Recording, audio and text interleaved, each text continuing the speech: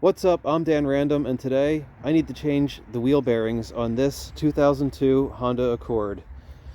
So I already got to start by taking off the brakes. I'm gonna actually have to revisit the brakes in about 2 weeks. I'm just gonna put everything back together for now and get new pads in about 2 weeks. But you just need to remove the rotor.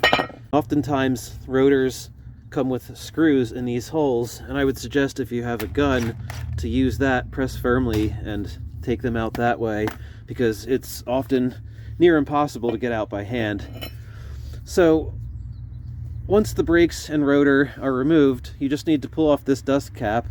I used a chisel like this and got in the groove here, and I already loosened this, and you just pop it off like that, and then you take your 32mm socket and you just take this nut off, which I've also already loosened, and this came right off easily.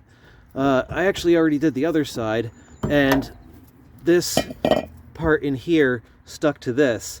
Now, if you need to get that inner bearing part unstuck from here, you will most likely need to remove this, or at least pry it back a bit. I ended up just prying it back because my bolts were so rusted and rounded that I could barely get this to move, and once I saw that I had enough clearance to just stick this back behind there and give it a tap,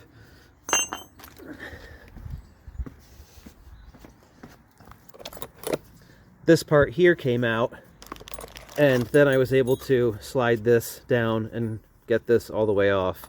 This is what it looks like inside if this is still stuck on the spindle.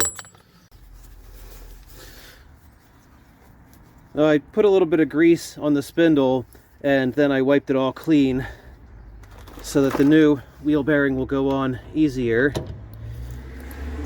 Usually you need 2 hands to get that all the way started, but once you get it started, it slides in pretty easily. Then you just want to take your 32mm nut, put a new one on if you have a new one. I do not. And the installation is the opposite of removal. So that's how you replace a wheel bearing in most Honda Accords.